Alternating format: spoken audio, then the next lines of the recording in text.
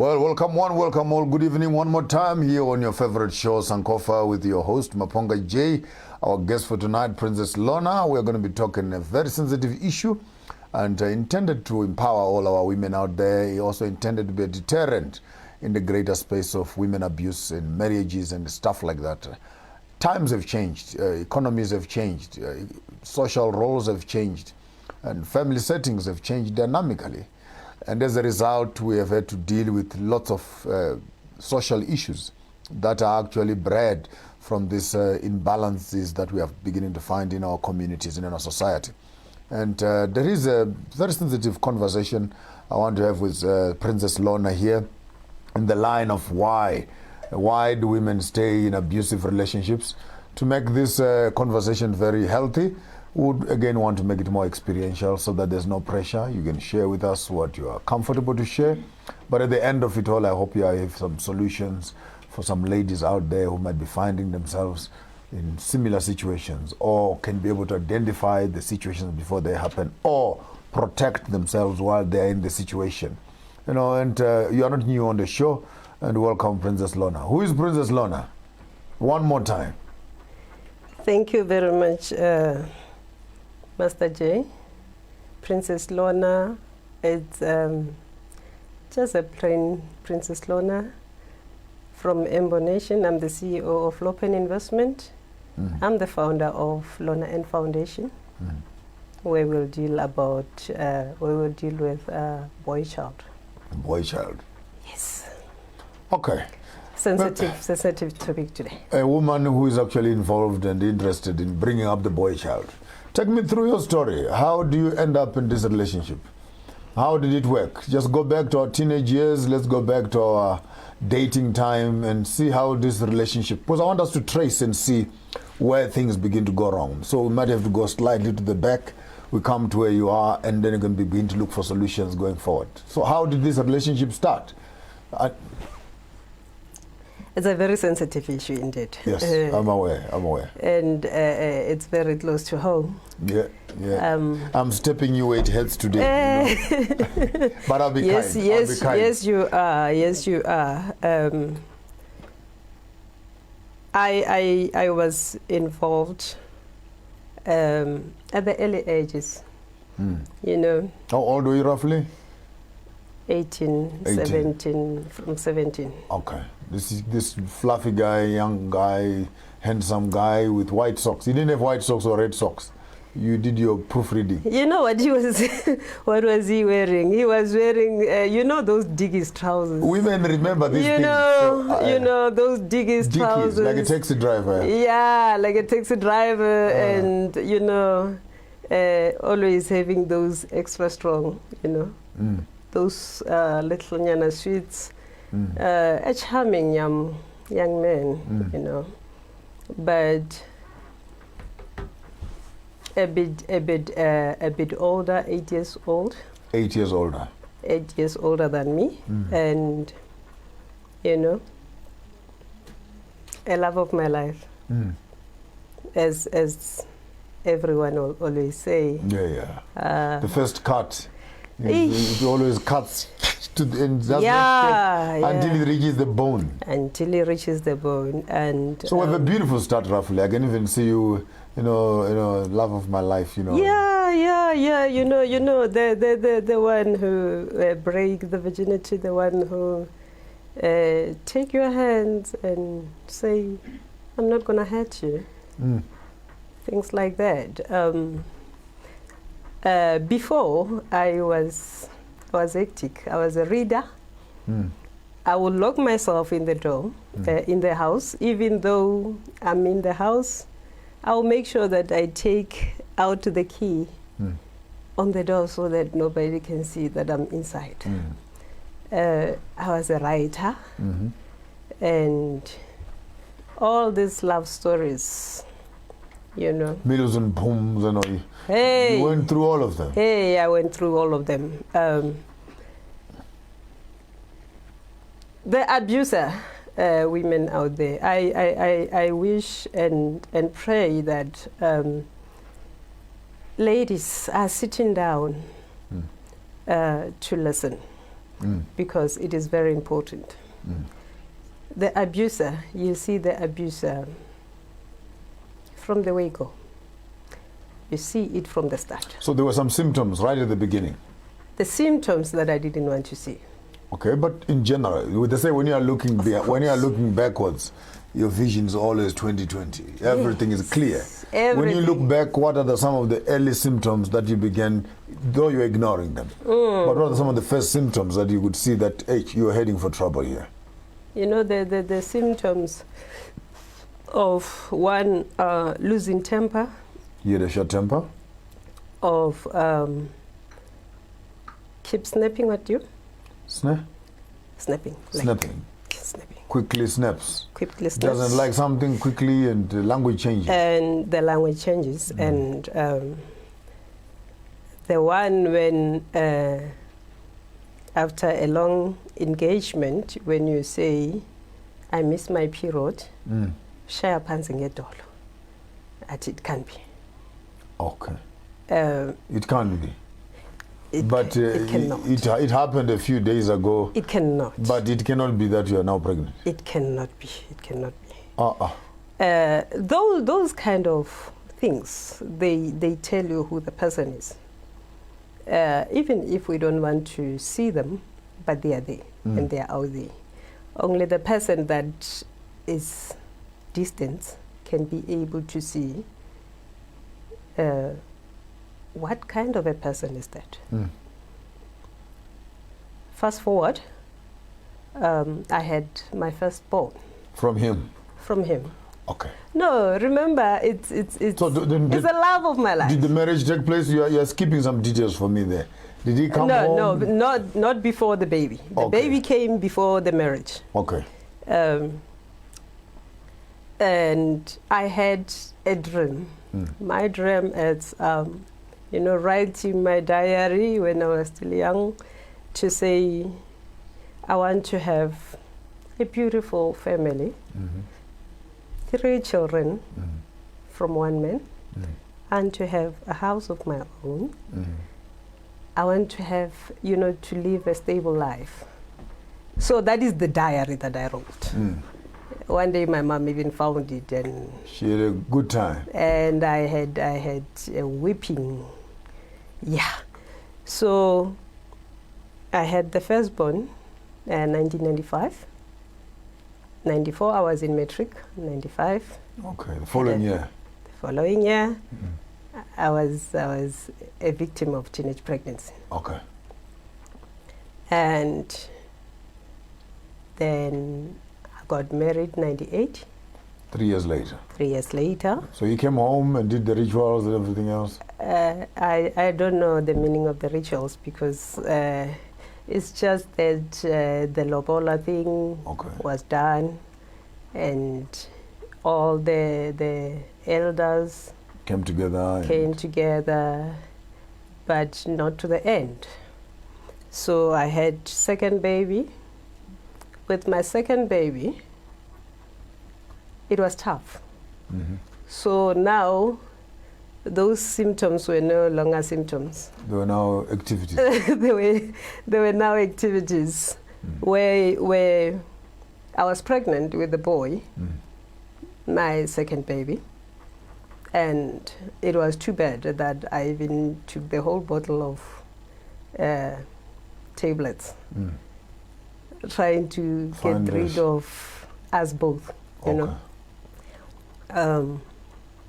It was very tough. It was very tough.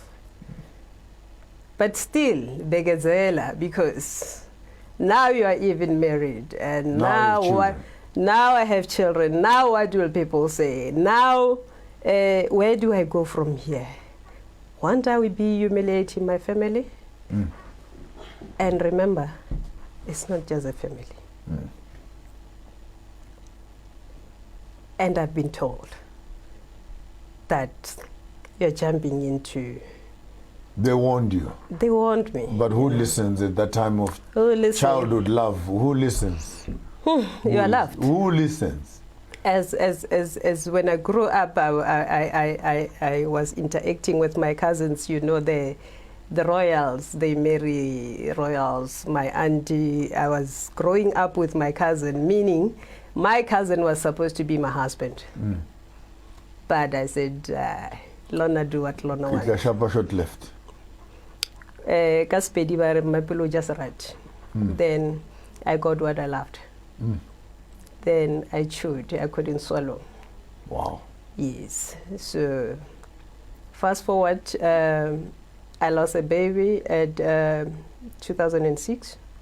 The same pregnancy? No, the boy. I had a boy 2001. Very healthy boy. Like, I think the tablets, they made him stronger. So, you know. The same one you had intended to. You know when you want to kill yourself. Yeah. And when it's not your time, and God says no. You're gonna go. You know, I took the whole bottle of tablets. And you know what happened? Every time I pass some gas, the hospital come to house. It was smelly. Hospital. Nothing. Not even a headache. Because it is not time. So he was born? 2001. And 2006, I miscarried. I was 7 months pregnant. Okay. Yeah, it was the chicken were coming home to roast now. So you have two kids now. And then the third one was a miscarriage. The third one was miscarriage. You know. Same husband. Same husband. Remember, I wrote a diary. Yeah, I'm following. You must always go back, because I wrote a diary. And it was going to work like this. And it was going to work like that. So I was typical like that, to say, it's going to happen like this. You know, that person that doesn't abuse you physically. You know, emotional torture is worse than physical abuse. Because emotional torture, it damages you. You know, Master J, someone can tell you today that you are ugly. And you don't believe the person. And then the person wake up tomorrow and say, Didi, have you ever looked at yourself? How ugly you are. How fat you are. You know, small men, they live on humiliating women. You know? Undermining them. They have to step on something to make themselves feel big. You know? They have to make sure, you know, masculinity, is it masculinity? Masculinity. Yeah. Masculinity. Masculinity that you have is to protect a woman. But if you don't have, you make sure that you gain some by victimizing a woman. And I was a hard worker. I was always a hard worker. And I couldn't tell the family to say, I'm banning, you know. Because if I say I'm banning, they will say, come home. So your relationship was more towards, it was not physical, it was more emotional. It was emotional. Okay. It was emotional. Blackmailing you? Ooh, every time somebody does a mistake, you have to apologize. You know, if you do a mistake, I have to apologize. Because I made you do it. Okay. Yes, and you don't manipulative sort of thing. You don't go out. You know, the mindset, mind is a very powerful tool. It's a very powerful muscle of your body. If someone keep on tapping on one place, time and time, you end up believing it. Even though you know that I'm not a fool, you know, but if somebody every day reminds you, do you know that you're a fool? You'll believe that. You'll end up believing it either way. Because toxic behavior has a tendency of rubbing off to other people. It's the only thing, it's the only person that you engage with, it's the only friend. When something happens, you run to the person, you know. Even when I started working, I went all over. I don't know. From being a security to housekeeping at the hotel, to receptionist, to front office manager. I've done it all. Why did I do all those? I wanted to run away from my life because when I'm out there, I felt much better. You know, so work became like an escape, sort of something that would take you away from your problems. Because I'll laugh. Out there, I'll laugh. Everybody will know that that is the happiest person alive. And I will not tell anybody because I'm afraid of humiliation. I'm afraid of people might tell even the family. I'm afraid of... So you basically, what I mean, you protected the environment. I protected the environment. I protected the children. I said, if I leave him, what's going to happen to these children? These children are still young. These children need their fathers, you know. It was... So financially you felt, or in terms of the social security, you felt that no matter, even if the relationship was abusive, but at least it gave the children some form of security and house and protection. Definitely not financially. Yeah. Because I have to be the one you to provide. You were providing. Yes. But in the provision, you still felt you needed a father figure. I still felt I need a father figure, and I'm not going to tell anybody at home what is happening because I will humiliate them. I'll disgrace them. And you were also embarrassed because they had warned you. So and they did. It was also you on yourself. They did. You were paying your own price for disobedience. For being a naughty child. But it was a bigger price. Yeah, yeah. It was a very big price. I believe if other people went through what I went through, others will be in psycho ward, others will be dead by now, because it was not. My issues are not okay. Simple. We are here with Princess Lorna relating her life story, how she survived and went through an abusive relationship to the strong woman that we see today.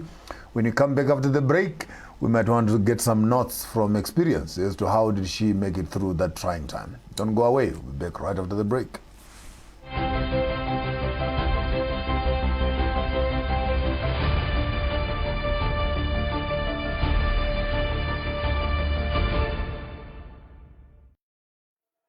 Hello. Being a legal practitioner in South Africa in these challenging times demands lawyers that will help clients beyond legal issues. The ever-changing demands in commerce and tourism require lawyers who have sound and clear business and commercial knowledge, and that's where MB Chabangu Incorporated comes in. Our business, mining, tourism, health, labor, and economic knowledge encapsulated with law and litigation experience gives us an advantage in the legal sphere. Our experience in assisting businesses, government, and various industries with their needs puts us amongst the many progressive and striving law firms in South Africa. Now, to contact our attorneys for assistance with any of the mentioned fields and others, please call us on 012-341-4187 or send us an email on admin@chabangu.co.za. MB Chabangu Incorporated, where problems meet solutions.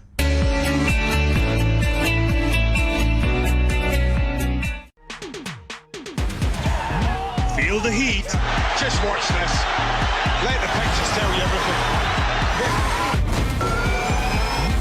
It's all the way through! Oh, what about that? That was really special. Those are the moments that supporters will remember. Feel the excitement. That was delightful. Feel the heat with Starset. Feel the heat.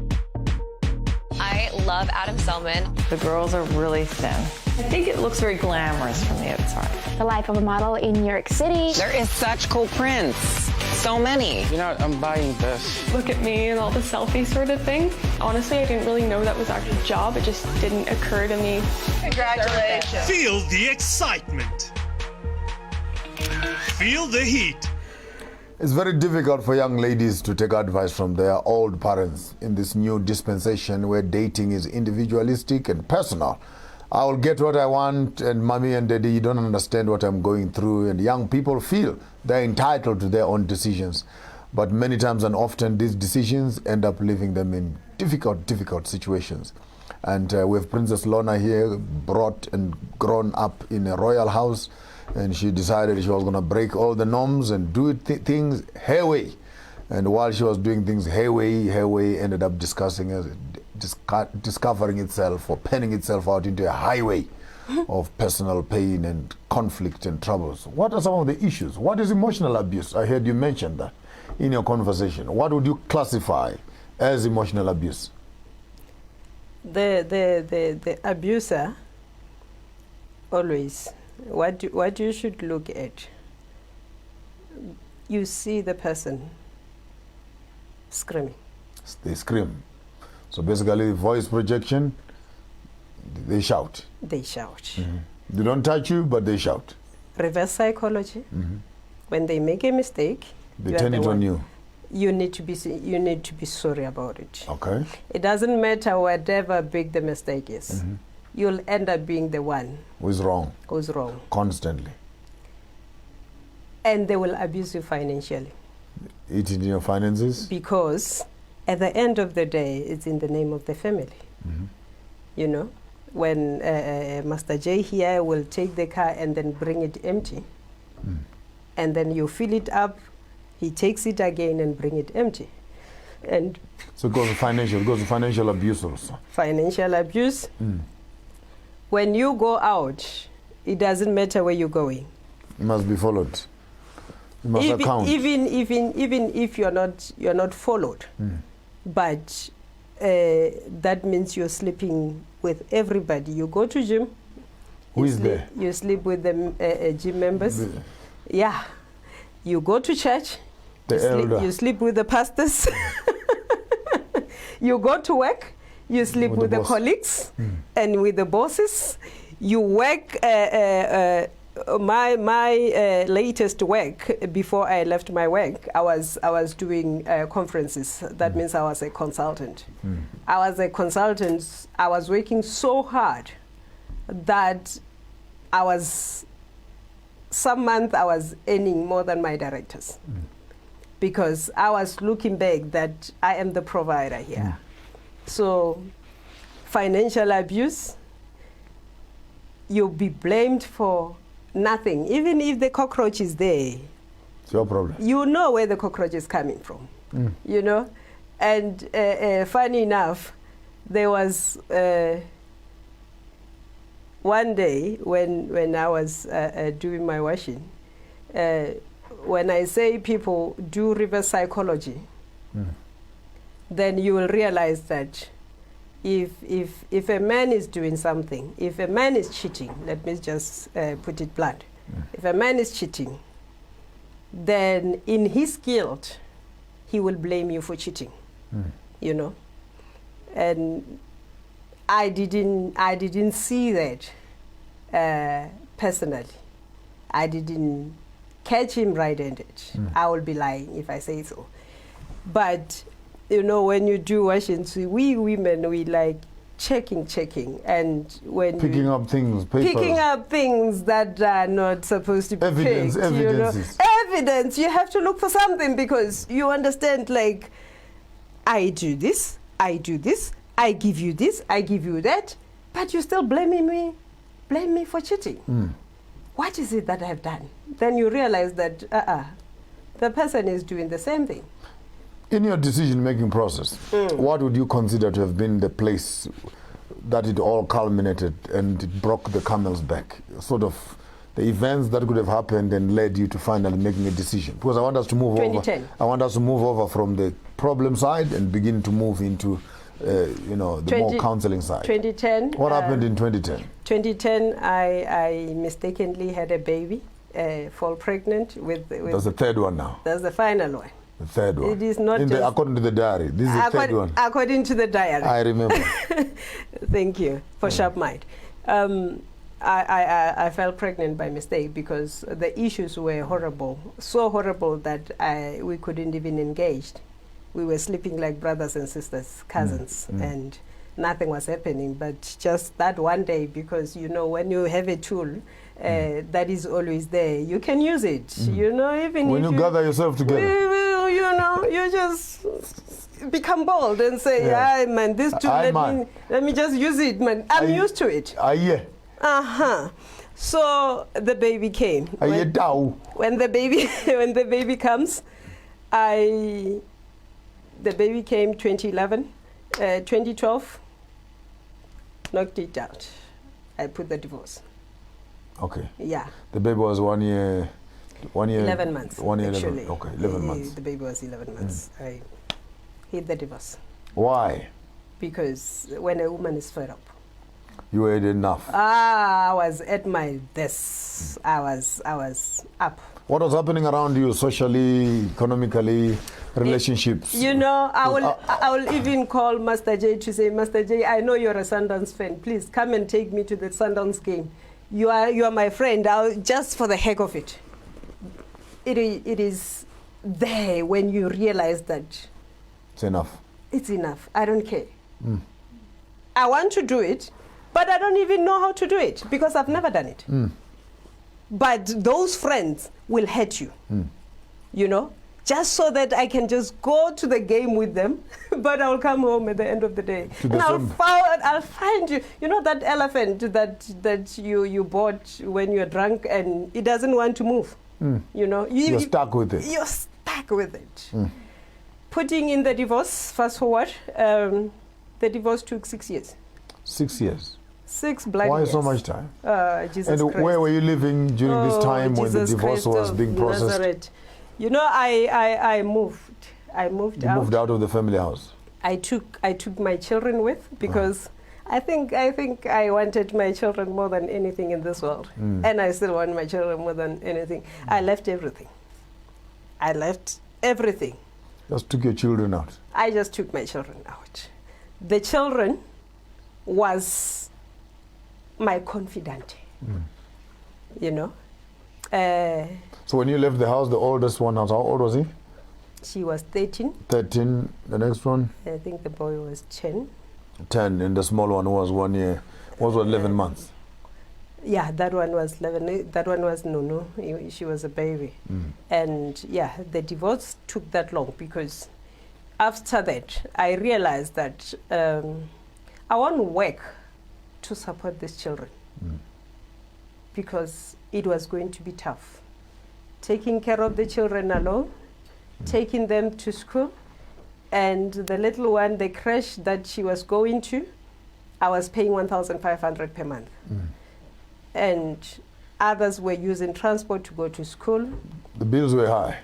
I realized that, as a consultant, when with salary, if the month goes wrong, I don't get clients. With salary, I cannot afford these children. I was reading the book Capitalist Nigga by Chikonya. Yeah. So in the period of you now moving to stay by yourself, how did you make ends meet? How did you juggle around the whole thing? Was he participating, or he had folded his arms? What was his participation on the whole process? He was non-existent. So when you walked out, he also stopped supporting and everything else. You know the funny thing. This law system of ours, where when you say I have children, I have 3 children, and the man says to the officer, the maintenance officer, no, I can only afford 300 per child. Remember, the little one alone, she's still on Pampers, plus on milk, everything. Like I look at it and I'm like, leave it. Okay. Then I decided I'm going to hustle. Then I left my work because my work couldn't afford my children. I started working, I started hustling. I had a project in Namibia, 2012, where I left my children for 3 weeks. And then I went to do the training there because I'm into skills and development. Even my company now is into skills and development. And luckily, my daughter was employed. You see how amazing God is. She got a job at Matric. She started working for Skimsam. Then you combined efforts at least. they started at 6 calls. They call them calls, the shoots. And then they loved her. Then they moved from 6 to 26. So she kept on going. I kept on going. My company was picking up. Fast forward 2014, my company was doing very well. Remember I said I moved out, but I didn't say where I went. Yes. I bought a stand. I had to make a tin house. Okay. Yes. I stayed in a tin house. Build them cuckoo for yourself. Build them cuckoo for myself. Okay. And my children. Where they were scared of everything that is moving because everything it's here. It's noisy. It's noisy. But yes, I started there. And fast forward, started working. I started from one brick, building a house. They say men build a house. They don't know what they are talking about. A woman build a house. They don't know what they are talking about. Today, I managed to build a double-story house on my own, debt-free. Wow. Because I didn't give up. I look at those children. I realize that I have to live for them. For their sake, I have to do whatever it takes. Then I made sure that I stay away from the trousers because it's just pulling you back. I realized that every time you're going up, somebody pulls you down, and when you look back, who's pulling me down? The person is laughing and say, I love you. Then you realize that it's just a waste of energy. So today, I am who I am today. Wow. Because of my children. Wow. And abusive relationship. In one sentence, over and above what caused you to stay and how you gathered strength out of the environment to shape yourself and get enough stamina to grow to where you are now. When you are looking at some young women out there, what sort of statement of truth, a statement of comfort, or a statement of strength to make decisions? Because the most complicated thing, I think, is not, it's making the decision that now I need to do this, and why am I doing it, and what do the community say? After you've gone through all that process, to make and implement the decision becomes a problem. What would be your advice to some women out there who are actually living in abusive relationships? You know, where I gained my strength, you know, I'll cry myself to sleep. That's why I always say to people, I don't have tears. I don't have time for nonsense. The reason that I don't have tears is because my tears is dried out. You cried enough. I cried enough. I was this thin. You know, I was this size 36, then I became size 28. 28? Yes. That was the fastest way of losing weight. Yeah, it's going through court system. You know, yeah. I even wanted an access card. I was laughing because I was like, can't you just give me an access card, because almost every week I'm here. But what could have caused that long delay with the court, with the justice system? Was he blocking the divorce? Was he refusing to sign? It was not the justice system. It was him realizing that he had lost something that is very important and very valuable. But he saw it at a later stage, and by then it was too late. So he started fighting, and when I started building a house, he realized that this is going to be something else. It's not just a house. Then he told the magistrate that this house have to be broken into pieces. You want the pieces? So he even followed you there? He even followed me there. He wanted. You left him in the family home. You left him in the family home. I left him in the family home. How did he cope? Was he able to sustain it, or how? He lost it or sold it, or what? He's not gonna be able to sustain it. I said a house is not a house. If it's got a woman in it, it becomes a home. He couldn't do it. He remained with the house. He lost the home. He lost the home. He remained with the house. He lost the house. He lost everything. He lost my cars. Because I took only the children and the bag and the clothes that we have. Me moving out. You left even the family car? Do you understand? I'm with you. I was taking a taxi every day to work in my high heels, minding my own business, trying to make a living, trying to make sure that, you know, where you ask something that is very important, where did I gain my strength? I said to the Lord, you are my father and my daddy and my mother. In you, I shall gain strength. So I closed up. It was just me and my children. When your why is bigger than your excuse, then you will realize that no obstacles on your way can stop you. With the speed humps, when you're driving, when you see a speed hump, do you stop or do you slow down and go over slow it? down, you negotiate, even on the stop sign where they written stop. You don't just stop fully and switch off the car and stop, you know. And same applies when you have your challenges. You don't go out there, start crying to everyone, look for money, saying stay on the traffic light and say, I have children here, these are my children, I need your help. No, that's not how it's done. Look at them. Ask yourself, where will your children go? Before we close up this episode, I just want to throw you maybe a little bit backwards into your royal house, into your family and your greater space. Now you're old, now you're wise. Yes. Let's talk some sense.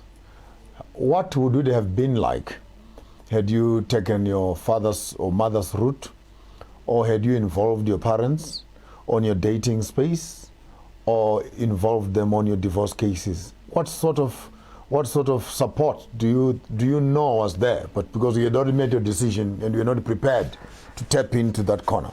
But in the event, in retrospect, had you involved your parents from the beginning, what do you think it would have looked like? Because there's some young girls and boys out there who think that when they are making these decisions, none of your business. This is me and my partner, and you have nothing to do with it. But you now in your old age, when you look back, what sort of support system do you think would have been available for you when you're going through this process? I think for me, I made a very great decision not to involve them.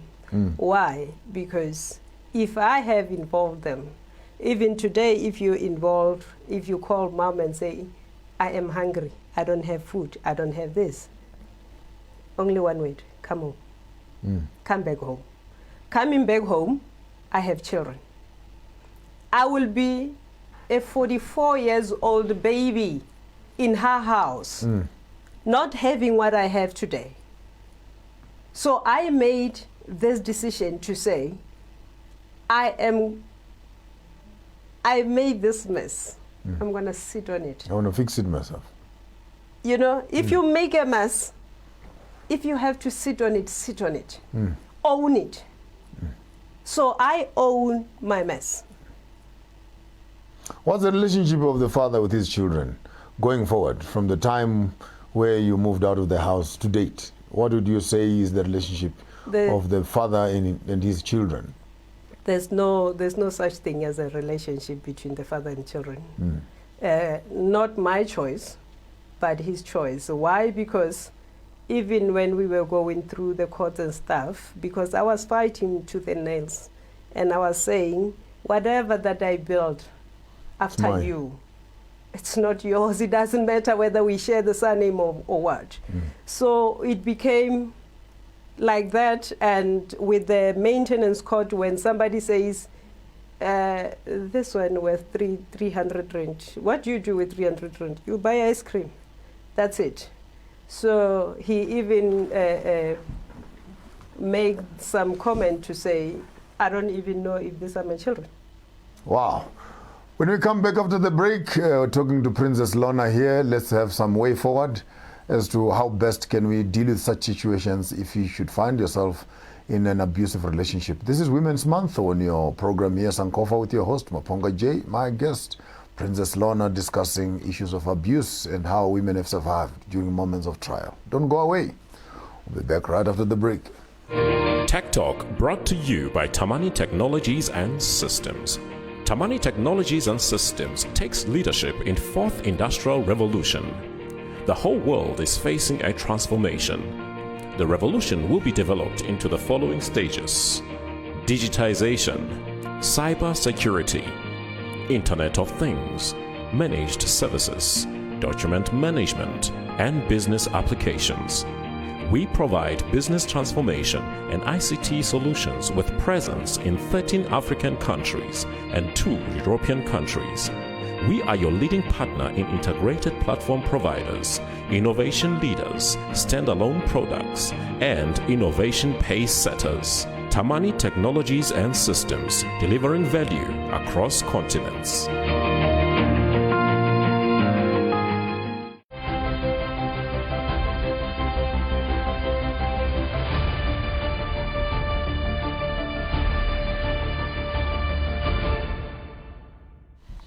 Welcome back on your program, SANKOFA, here in conversation with Princess Lorna, discussing issues of family dynamics, particularly women having to endure abuses in their own relationships. And I think it's not only women who endure abuse, even men sometimes are also abused.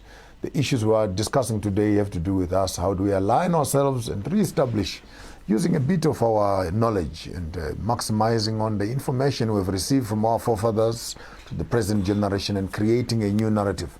And Princess, take us through to the last lap advice. Now, in a senior woman, how old is your daughter now?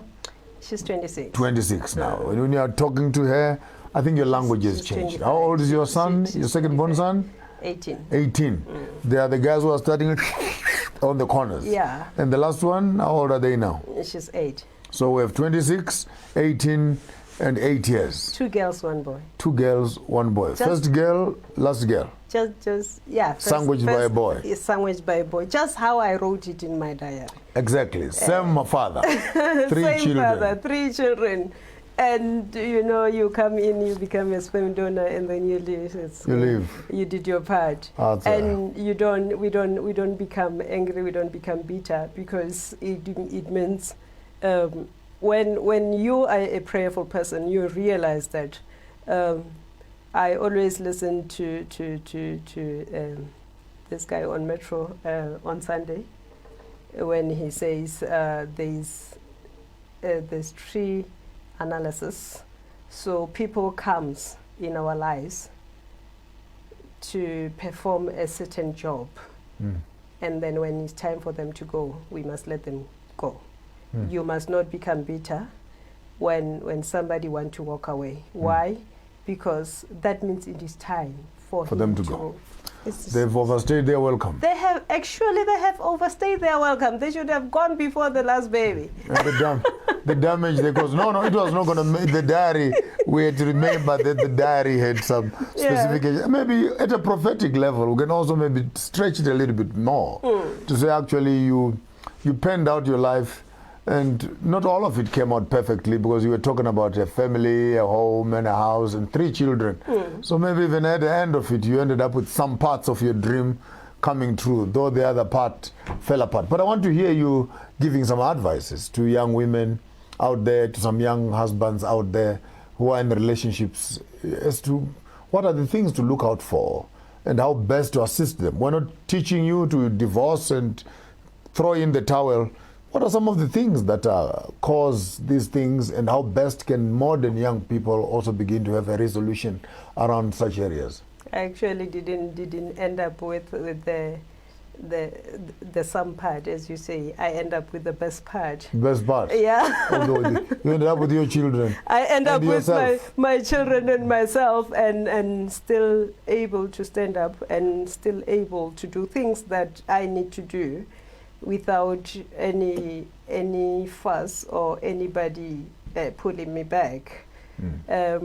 To the women out there, it is not about where you'll go. You will always have our help out there. Actually, to the men and women, you see the abuser with the first sign. Please don't ignore it. When you see the red flag, take note. It is not going to be the first one, and it's not going to be the last one. When you see the second red flag, just put a stop to it. It is okay to let go. You came to this world alone, and even when you die, you will die alone. When it's time to let go, because while you are still hanging on something that is rotten, your door is open, you don't even see it. Well, it's destroying you. But I just want to maybe backtrack a little bit. How was his relationship with his own mother, this man? How was his relationship with his own family, his own sisters, his aunties? And I want to just maybe to establish in your own experience, as you look at it backwards, what do you think was the quality of his relationship with females before you came into the picture? I was actually the peacemaker between him and his mother. There was war before you arrived? He was a bully. Okay. It doesn't matter way. Like, it was either my way or the highway. Okay. But I was as stubborn as a horse, where I put my foot down. But everything that I have to do in the name of love and in the name of the family. Remember, he was my first love. So I needed not to know any other man than him. So to me, he was the one and only. Until I realized. The one and only. The one He's and not only. the one and only. Not the one and only. So don't stay in an abusive relationship.